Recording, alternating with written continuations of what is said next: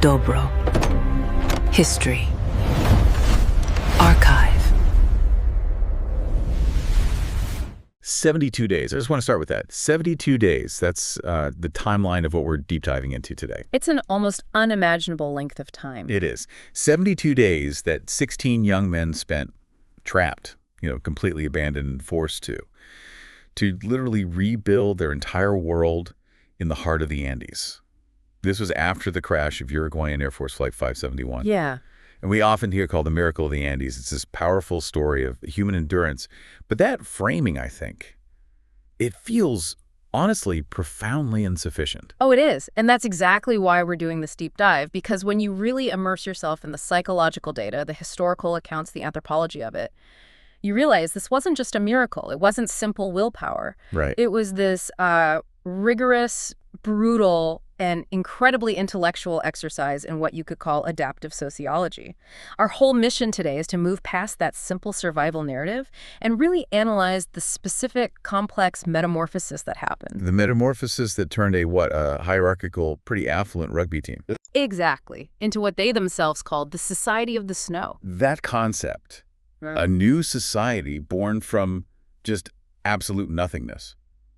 That is what makes this such a staggering case study. It is. I mean, think about it. You're stripped of every comfort, every convention, everything you've ever known, and you have to invent a new civilization governed by a whole new moral code just to survive the next 24 hours. And the sources are so clear about what drove this transformation. It wasn't random. No, not at all. We can really isolate three critical sociological shifts that had to happen. First, you get this incredibly rapid disintegration of all the pre-existing social roles. The ones they came onto the plane with. Yeah. The structure based on, your age, your status on the rugby team, that all collapses, especially after the team captain dies. And it just forces this chaotic leadership vacuum. Okay, so that's the first one. The old world collapses. And then the second shift is what fills that vacuum. And it's something totally ruthless, but at the same time perfectly functional. Researchers call it the meritocracy of utility. Meritocracy of utility. So your status, your value within the group. It's derived purely from your ability to contribute to the group's immediate physical survival. Can you make water? Can you tend the wounded? Can you withstand the psychological horror of butchery? That's your new resume. Nothing else matters. Wow. And the third factor, this is the one that I think is the most shocking, the one that requires the deepest look. Without a doubt, it's the formulation of the pact of life. And this required a complete collective and fundamentally theological reframing of anthropophagy. Consuming human flesh. Yes, and they had to transform it intellectually from being the ultimate taboo into an accepted, consent-based act of what they saw as profound, intimate solidarity. Okay, let's unpack all of this, but I think we have to start not on the mountain, but where these young men came from. Yeah. Because their background created this paradox that both hurt them and, weirdly, helped them survive. So when we talk about the passengers, specifically the old Christians Club rugby team, we're talking about a very specific social class, right? Who were these guys? They were, for all intents and purposes, the Uruguayan elite. The sources really paint a clear picture of privilege. Right. These were the sons of powerful lawyers, doctors, wealthy businessmen. They all came from this very affluent neighborhood in Montevideo called Carrasco. So by all accounts, these were young men highly accustomed to comfort. To put it bluntly, they were city boys. Total city boys. And on the surface, you'd think that kind of environment, one totally devoid of struggle or deprivation, that sounds like the absolute worst possible conditioning for an ordeal in the remote Andes. Of course. You'd expect them to break immediately. You would, but here's the crucial paradox. That very privilege provided them with fundamental survival assets. How so? Well, because they came from these well-fed, wealthy families, they entered the ordeal with extremely high baselines of nutritional health and, of course, physical fitness. They were prime athletes. Exactly. They were well-developed rugby players in their physical prime. And what that meant, in practical terms, is that they had substantial physiological reserves of muscle and fat. Those reserves are what sustained them through those critical initial weeks of starvation. So their bodies bought them the time they needed for their minds to catch up, for those big sociological shifts to actually take root. Precisely. But there was also a huge psychological element that came from their education. Okay. The vast majority of them went to a school called Stella Maris College, which was run by an Irish Catholic order, the Christian Brothers, and their education was rooted in a tradition that the sources call muscular Catholicism. Muscular Catholicism. Yeah. That sounds pretty intense. What does that mean in, like, practical terms for survival? It wasn't just about, memorizing doctrine. It was an ethos that emphasized rigorous discipline, stoicism, character formation, and crucially, collective effort that was achieved through sport. Through rugby. Through rugby. Their entire identity revolved around this philosophy they called the spirit of the scrum. The individual sacrificing for the good of the team. Exactly. The core idea was that the individual has to subordinate their own suffering, their own well-being, for the greater good of the collective. It's drilled into them. So when they later find themselves on that mountain enduring this unimaginable physical suffering and making these impossible ethical choices, They already have a shared language for it. they have a shared lexicon for discipline and for collective pain. That cultural conditioning, you just can't overstate how enormous that was. So they were, in a way, intellectually and psychologically preconditioned to function as a unit. Okay, let's shift to the reason they ended up on that sterile peak in the first place. It was this chain of devastating mechanical and human errors. It really was. The plane itself was a Uruguayan Air Force Fairchild FH-227D. It's a twin-engine turboprop. And I had this one fundamental technical limitation. Which was its service ceiling. Its service ceiling. Yeah. The highest altitude it could safely maintain was about 22,500 feet, or 6,900 meters. And that's a huge problem because the Andes peaks they needed to cross were way, way higher than that. Dramatically exceeded that altitude, so they couldn't just fly in a straight line from Mendoza to Santiago. The mandated flight plan was highly technical, and it was U-shaped. So they had to go around the highest peaks. They had to. You fly south from Mendoza in Argentina to a lower altitude pass called Planchon Pass. Then you turn west to cross into Chile. And only once you're safely over the Chilean foothills near a town called Curicó, then you can finally turn north to Santiago. It's like threading a needle through a mountain range. That's the perfect analogy. And the person responsible for the navigation, for threading that needle, was the co-pilot, Lieutenant Colonel Dante Hector Ligura. And this is where the tragedy really pivots on a technical failure. It really is. Ligura was relying on a method called dead reckoning. Which is basically just calculating your position based on speed and time, right? Yep. No GPS, no ground radar. Exactly. You're estimating your position solely based on your airspeed, your direction, and the elapsed time since your last known point. But the atmospheric conditions that day were treacherous. What specifically made the dead reckoning so unreliable? They flew into these severe, unforecast headwinds. So this meant that while their airspeed, what the instruments were telling them, remained constant, their ground speed, how quickly they were actually moving across the mountains, was dramatically reduced. He didn't compensate for that. He failed to compensate sufficiently for being slowed down. He was flying blind, essentially. So he just, looked at his watch, saw the expected time had passed, and just assumed they must be over the safe, low foothills of Chile. That's exactly what happened. He believed they had passed the High Cordillera. He actually radioed Santiago air traffic control and requested permission to begin descending and turn north for the final leg to the airport.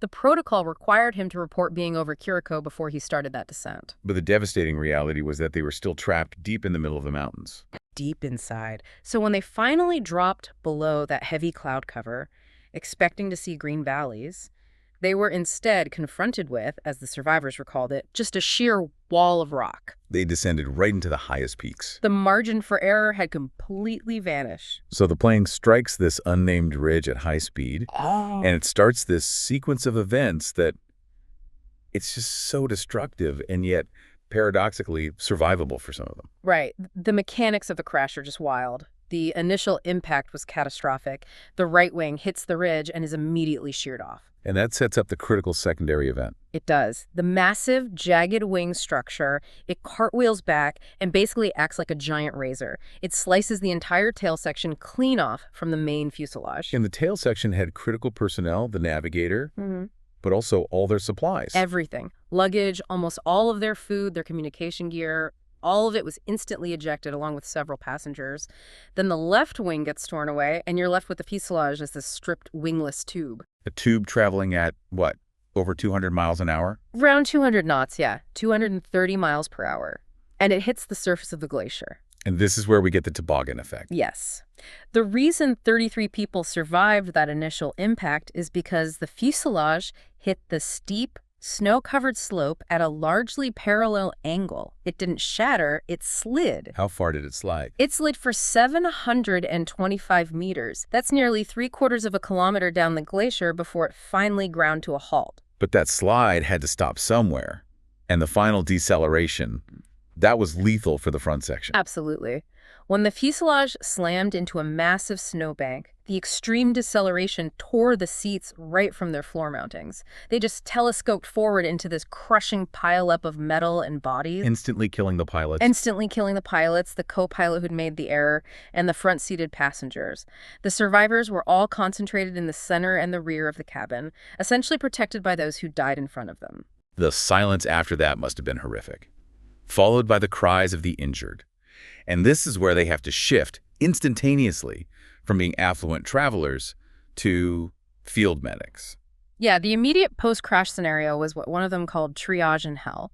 You've got 33 initial survivors, many of them grievously wounded, and leadership falls instantly to 2 young medical students. Roberto Canessa and Gustavo Zerbino. Both barely 20 years old. They didn't have scalpels or sutures. All they had was their training and this sheer shock-induced focus. What were the worst injuries they were dealing with? The crushing injuries were the most prevalent and the most difficult. Multiple compound leg fractures from those telescoping seats. And these injuries immediately rendered a lot of the survivors immobile. So right away, you have an entire cast of dependent individuals. But the stoicism they showed is just astonishing. It is. I mean, take the example of Enrique Platero. He had a steel tube that had impaled his stomach. When Zerbino managed to pull it out, Platero, despite the shock and agony, actually helped Zerbino bandage his own exposed intestines. That ability to just immediately detach from your own pain and assist in the triage effort, it speaks volumes about their psychological resilience, whether that was from rugby or just pure adrenaline, who knows. And then there's the incredible case of Nando Parrado, who everyone thought was dead. Yeah, Parrado had suffered a massive depressed skull fracture and was in a deep coma. They presumed he was dead and moved him outside with the corpses. Which, ironically, is what saved him. It's the ultimate irony. The sub-zero temperatures, sometimes dropping to -30 Celsius, likely cooled his brain enough to reduce the severe swelling from the injury. It probably saved him from neurological damage that would have killed him in a warmer environment. And that thermal challenge was immediate and deadly for everyone else, too. Yeah. They crashed dressed for a spring day in Chile. The first priority after triage was just thermal endurance. Temperatures plummeted. The back of the fuselage was this gaping hole, creating a massive wind tunnel. So what do they do? Their first action was just pure desperate resourcefulness. They used the turnout seats, luggage, and yes, the frozen bodies of their dead friends to construct this crude barrier wall to block the open rear of the fuselage. A human and material barrier against the elements. And inside, the only way to survive the night was shared body heat. They formed these tight, interwoven masses of people, rotating who got the warmer interior spots. But even with all that, the toll was severe. 5 more died by morning. 5 more died before morning, succumbing to their initial injuries in that overwhelming, bone-crushing cold. The crisis management had begun, but the environment was definitely winning. Okay, so the immediate trauma of the crash in that first night passes, but the environment presents a new and just as deadly deadline: starvation. Right. At nearly 12,000 feet, the caloric demand just to maintain your core body temperature is enormous, and the environment was utterly, completely sterile. No vegetation, no animals. No vegetation, no insects, no animals, nothing. So the body, unable to find any external fuel, quickly enters a catabolic state. What does that state actually look like for the men? What are they feeling? It means the body is consuming itself. It starts with stored fat, but it very quickly moves on to muscle tissue. The survivors described nausea, dizziness, extreme lethargy, and just these agonizing pangs of hunger. And they tried to ration what little they had. They did. They had a few wine bottles, a box of chocolates, some jam. Captain Marcelo Perez, their initial leader, enforced this almost meaningless rationing scheme. A single square of chocolate, a capful of wine per day. It was an act of psychological control, really, but biologically it was futile. By the end of that first week, they realized they were facing a stark, non-negotiable choice. Death by starvation within days. Or finding a massive source of protein to halt the catabolic process. And the only available protein source was right there with them, preserved by the ice. Precisely. And this is what initiated the deepest, most difficult sociological and ethical pivot in the entire ordeal.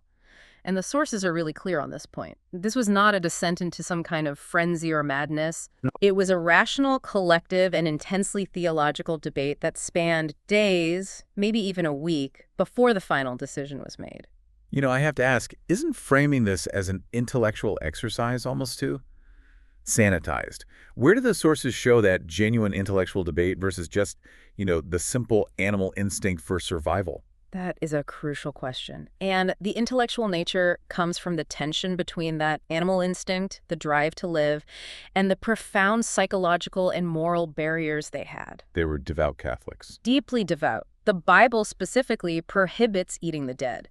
They were terrified of eternal damnation. They were terrified of violating what is perhaps the most sacred social taboo in Western civilization. And that fear is what stalled the purely biological imperative. So what finally broke the deadlock? The necessity of escape. And it was championed fiercely by Nando Parrado, who had just woken up from his coma to the trauma of losing his mother and sister in the crash. His argument was brutally pragmatic. It was, I will not die here. And the dead were the only fuel source that could generate the energy for an escape team. Exactly, to hike out and save everyone else. But the act itself, it had to be justified morally. Right. And this is the true turning point. It was this intellectual and theological maneuver led by Pancho Delgado and the Strauch cousins. They used the framework of Holy Communion, the Catholic doctrine of the Eucharist, to reframe the entire act. The Eucharistic analogy. Can you explain that critical distinction they made? Sure. They argued that Christ gave his body and his blood as sustenance for the spiritual salvation of mankind.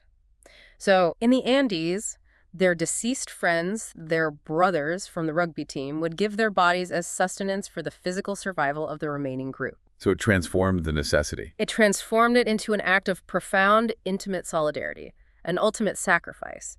And it shifted the moral weight away from predatory cannibalism, which is associated with killing or malice, to consent-based survival consumption, to anthropophagy. That distinction is paramount. And this led directly to the creation of their verbal contract, the Pact of Life. The pact was the explicit social contract that made it all possible. They pledged to each other that if any of them succumbed to their injuries or the elements, the others had their explicit, stated permission to use their body to sustain the rest of the group. It was a collective, life-affirming decision. It was. They were replacing the old moral universe with a new one based on utility and, frankly, love for the living. And then came the grim execution of that pact, which required a very specific division of labor to manage the trauma. Yeah. The cousins, Fido Strauch, Eduardo Strauch, and Daniel Fernandez, they took on the horrific task of the butchery and preparation. And they worked away from the main fuselage, performing the initial cuts in isolation to spare the rest of the group the psychological burden. Which, again, reinforces that principle of utility. Totally. Those who could handle the psychological pressure took on the toughest, most necessary tasks. And what did the diet actually consist of, especially as desperation set in? Well, initially, they tried to preserve some dignity. They tried to make the meat more palatable by cutting off thin strips and drying them in the sun, making a kind of jerky. But that was abandoned. It was abandoned pretty quickly. Growing desperation led to them consuming raw, frozen flesh. And critically, they learned that they had to consume the internal organs, the heart, the liver, the brains, to get essential vitamins. Vitamin C to prevent scurvy. Exactly. Without those organs, they would have likely died from vitamin deficiencies, regardless of the protein intake. The grim utilitarian logic of their new society meant they understood the need for micronutrients. And this terrible diet, it actually worked. It did. It achieved what weeks of rationing couldn't. It halted the severe catabolic weight loss, and it stabilized the survivors' strength. And that allowed them to shift their focus from just mere daily survival to actually planning an escape. The Pact of Life was the precondition for the final trek. Survival in the Andes was just defined by these constant, brutal setbacks. And just as they stabilize the food situation, just as they create this whole new ethical framework, the mountain strikes again. 17 days after the crash, the massive avalanche on October 29th, it hit the fuselage while the men were sleeping, and it instantly filled the entire interior with snow and what was basically concrete hard ice. A second disaster. A second disaster that killed 8 more people instantly, including their original captain, Marcelo Perez, and Liliana Methol, who was the only adult female survivor and had become a crucial mother figure for the group. And they were entombed, buried alive in this dark, confined space for 3 agonizing days. The physical and psychological strain must have been unimaginable. Just think about it. Trapped in total darkness, packed in tight with the newly dead. The immediate threat was suffocation. How did they breathe? It was Roy Harley. He happened to be near the surface of the snow layer inside the wreckage, and he just frantically started digging small pockets of air clear around the faces of those nearest him. It's what prevented immediate asphyxiation. And this crisis, it spurred one of the most remarkable pieces of ingenuity, which you mentioned earlier. The breathing tube. It was absolutely vital. They were suffocating. They located a long, rigid metal pole. They think it was a strut from a luggage rack. And they began frantically poking it up through the roof of the fuselage and through the rapidly hardening snow and ice above them. And they just kept poking. They kept poking until they punched a vital ventilation shaft through to the surface. That is just... It's Neolithic problem-solving applied to 20th century debris. It's the same basic principle used in modern avalanche survival. It's exactly the same. The need for oxygen supersedes everything else, and they invented the solution on the spot. And those 3 days, they spent buried. It stripped away the last vestiges of conventional society. They were forced to urinate where they lay. Only later did they realize they could use the heat from their urine to melt small channels to check for bodies buried beneath them. So when they finally dug themselves out, the death of Captain Perez meant that old hierarchical structure of the rugby team was completely gone. This is the moment the meritocracy of utility fully takes over. It is. The old system based on status, age, pre-crash position, it vanished. What emerged was a new structure described as a kind of benevolent authoritarianism led by the cousins and others who just demonstrated calmness, rationing skill, and psychological resilience. Authority was now based purely on demonstrable utility to the collective. That's it. How was this utility-based system managed in practice? It was extremely rational. They codified their labor into 3 essential castes. First, you had the leaders. They were in charge of decision-making, rationing the meat and the few remaining cigarettes, and just maintaining order. Okay, then the second group, the expeditionaries. Right. Parado, Canessa, Byzantin, and Turcotti. These were the men they were investing in. Investing their resources into the escape team. Exactly. They were exempt from the grueling daily chores, and critically, they received double rations of the meat. This was a rational economic decision. You maximize the fuel for the men who have the highest utility for the group's long-term survival. The others had to endure greater caloric deficits to fund the escape. And the third caste, the workers, they handled the daily exhausting grind of maintaining their environment. Yes. They were responsible for cleaning, water preparation, general construction. This included the engineers like Roy Harley and the medics like Zerbino. Everyone knew their role, and deviation was just not tolerated because failure in any one role, say, failing to make water, meant the death of the entire collective. And the material culture of the Society of the Snow, it demonstrates just how effective this structure became. They were turning debris into survival technology. Let's talk about the mechanics of some of their inventions. The need for water was constant. They solved dehydration and the really painful side effect of consuming snow, which caused lip burn and thermal loss, by inventing the water maker. How'd that work? They salvaged aluminum seat backs, which are highly reflective. They angled these aluminum sheets to focus solar energy onto snow piled on the surface, which allowed the water to melt slowly and drip into salvaged empty wine bottles. It was simple, but flawless. And the intense UV radiation at that altitude. Snow blindness must have been a continuous threat. A terrible threat. It could have crippled their escape plans entirely. They tackled this by inventing sunglasses. Out of what?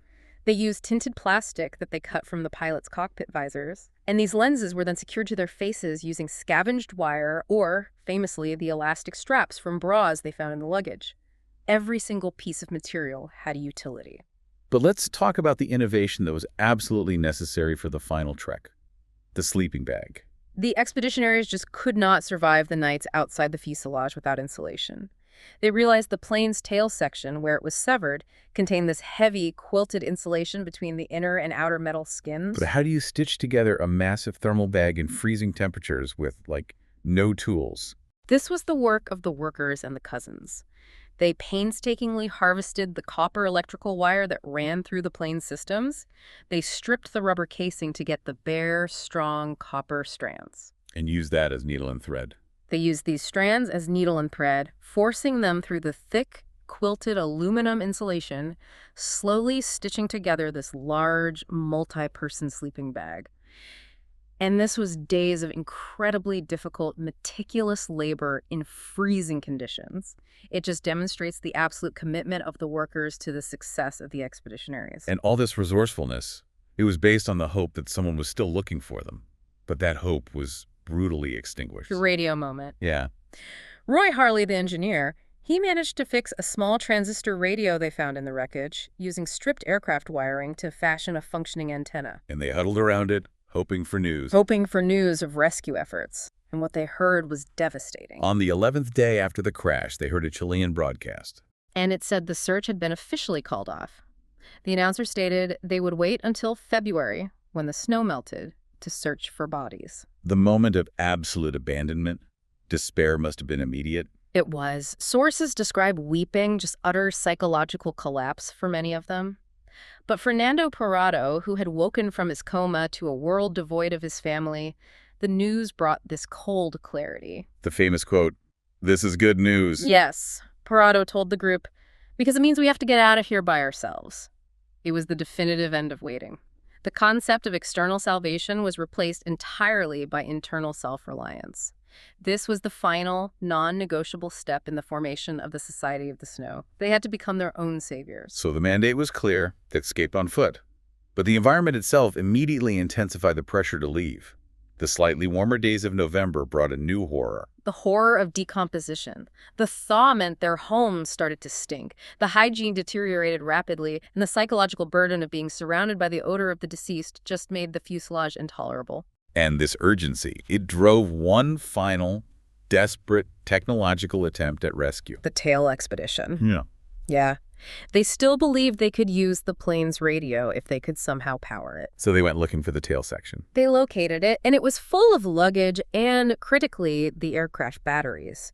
But these batteries were enormous. They weighed about 50 pounds each. It was impossible to drag them all the way back to the cockpit. So they reversed the plan. They detached the main radio unit from the cockpit, and they dragged it with immense effort all the way to the tail section. And the devastating realization when they got there. They connected the heavy batteries to the radio, only to find the radio remained stubbornly silent. They didn't know that the crucial transformer, this small internal component, needed to convert the battery's DC power to the AC required by the radio was missing, or had been destroyed. All that effort. That monumental effort, weeks of planning, dragging heavy equipment in the thin air, all of it was wasted on a missing component the size of your fist. It was a profound blow to their hope in technology. And this technological failure left them with only one option: the final physical trek. But the final catalyst for that wasn't an event, it was the death of a member. The death of Numa Turcati in early December. Numa was their moral compass. He was widely loved and one of the strongest, but also one of the most morally conflicted members of the group. And he died from a simple cut. He succumbed to sepsis, an overwhelming infection from a small cut on his leg. His death sent this clear, brutal message. Time was running out even for the strongest, most resilient among them. The reserves were gone. So the final expeditionaries, Parrado, driven by this manic purpose, 𝐃𝐄𝐄𝐏, the cautious intellect, and Visintin, the strong athlete, they set out on December 12th. And their preparation was just grimly utilitarian. They had the multi-person sleeping bag and pieces of human flesh wrapped for transport in rugby socks. The ascent was brutal. Unbelievably so. They were climbing vertical slopes, often 60 degrees, at these incredibly high altitudes where the air density is dangerously thin. Parrado, fueled by his singular drive, he led the way, kicking steps into the hard-packed ice for the others to follow. And on the third day, Parrado reached the summit of the peak that overshadowed the crash site. He named it Mount Seller for his father. It was 15,000 feet high. And they climbed expecting salvation. They climbed expecting to see Chile. But the view from that summit was perhaps the single most crushing psychological blow of the entire ordeal. Why was the view so devastating? Because instead of seeing green Chilean valleys, they were confronted with a 360-degree unending panorama of jagged, snow-capped peaks extending all the way to the horizon. Oh, man. It confirmed the terrifying scale of the co-pilot's navigational error. They were not on the edge of the Andes. They were deep, deep in the middle of the high Cordillera. The distance to civilization was far greater than they had ever imagined. That moment must have just killed all hope. For anyone else, perhaps. But for Parado, he immediately pivoted. He realized their rations were insufficient for 3 men to cross that immense distance. So the strategic pivot was immediate and purely utilitarian. Vizintin had to return. Wow. Vizintin gave his remaining rations and his heavy clothing to Parado and 𝐾𝐄𝐄. And his descent back to the fuselage demonstrates the terrifying effectiveness of the environment. It really does. Vizintin had spent 3 exhausting, laborious days climbing to that summit, but when he turned back, he used a salvaged seat cushion as a makeshift sled, and he made the entire 15,000-foot descent back to the fuselage in just 1 hour. A 3-day climb and a 1-hour slide. A perfect piece of applied physics, saving days of rations. So now it's just Parado and 𝐾𝐄𝐄. But before Parado left the other survivors behind for good, he made this powerful symbolic promise. The red shoe detail, yeah. Parado had bought a pair of small red shoes for his nephew, and he had one of them in his pocket. He left the matching shoe at the crash site with the remaining men, and he pledged that he would return to collect it. It was his promise of reunion. It reinforced that the goal wasn't just individual survival, it was survival fueled by love for the families they were desperately trying to return to. As they began that grueling descent into what they called the Kingdom of Snow, 𝐾𝐄𝐄 started to break down physically. Yeah, 𝐾𝐄𝐄 was suffering from severe dysentery and fatigue. He was constantly falling behind. Parado, though, he was in this state of almost manic, singular determination. The drive to return to his father was his only reality. He had to drag 𝐾𝐄𝐄 along.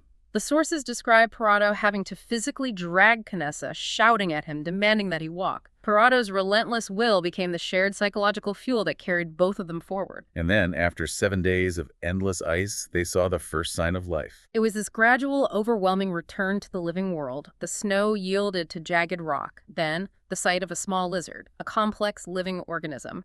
Then, the first rushes of vegetation, followed by the sound of rushing water. The Rio Azufre. The sight of green grass. After 70 days in a sterile, white ice age, the sight of green grass was this massive psychological and spiritual victory. It signaled that they had finally crossed the boundary. On the 9th day of their trek, December 20th, they finally spot a man on the other side of a river, Sergio Catalán, the Chilean arriero, the muleteer. And the river was roaring too loudly for them to talk. Catalán shouted, "Tomorrow!" And he threw them a loaf of bread wrapped in paper. The first non-human natural food they had eaten in 70 days. Can you imagine? No. He returned the next morning, and he tied a pen and paper to a rock and threw it across.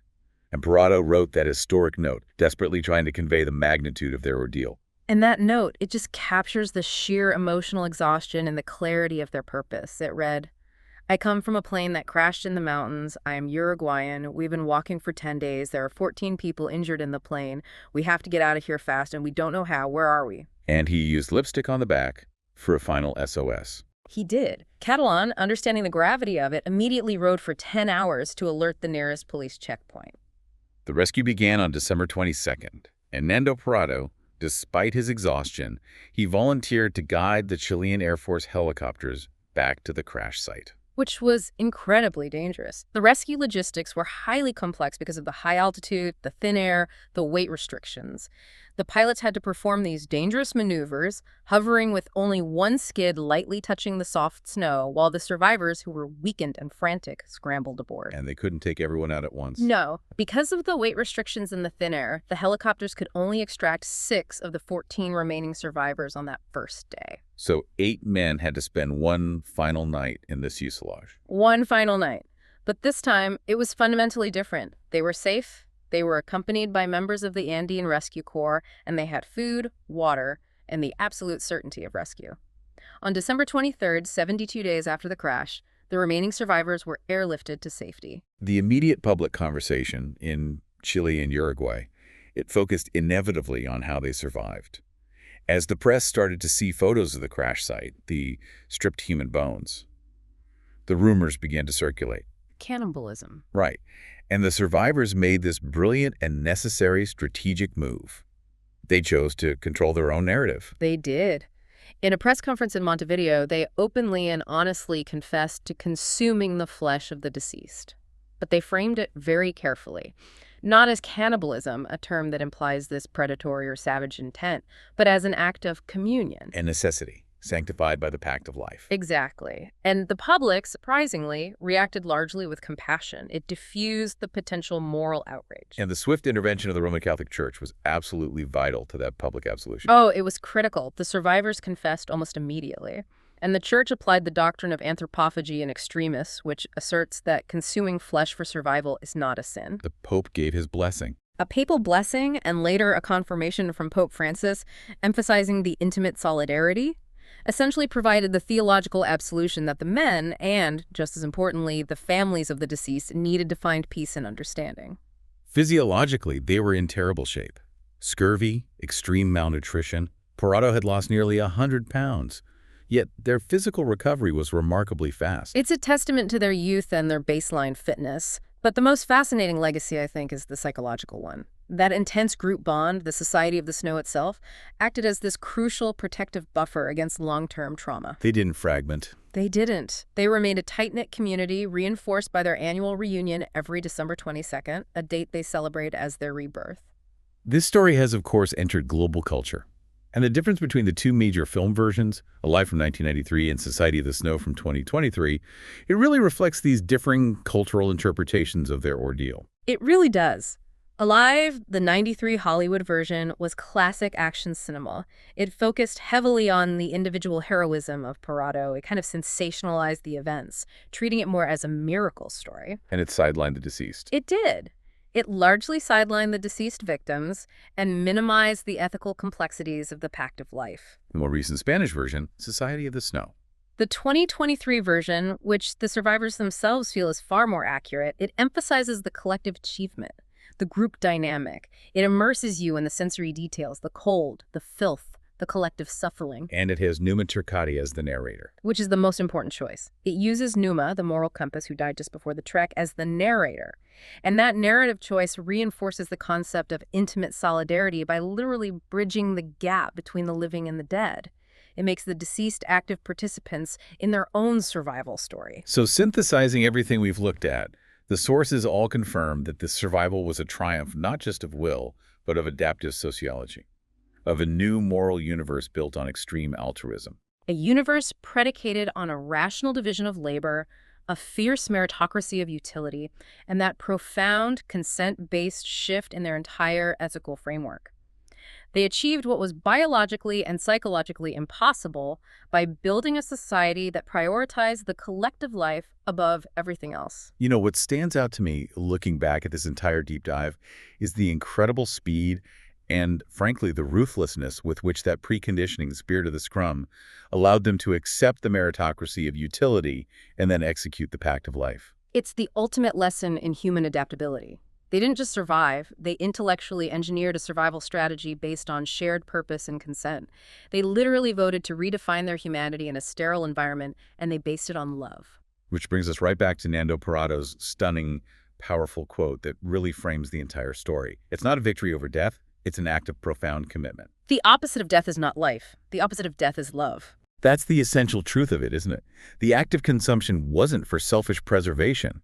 It was to preserve the strength necessary to return to the people they loved. It transformed a gruesome necessity into a testament of supreme human fellowship. It did. So what does this extraordinary, impossible story mean for us today, living in our world of complex, comfortable rules and these absolute taboos? Well, the Andes disaster revealed a fundamental and I think a deeply provocative truth about our societal rules, and it's that our most foundational ethical taboos, they're not absolute. They can be rationally renegotiated and superseded, not by a descent into madness, but by a collective, life-affirming consent that's driven by the principle of love for others. So it forces us to confront the question of how durable our own morality really is. It does. It forces us to ask, how durable is our morality when survival becomes the only absolute?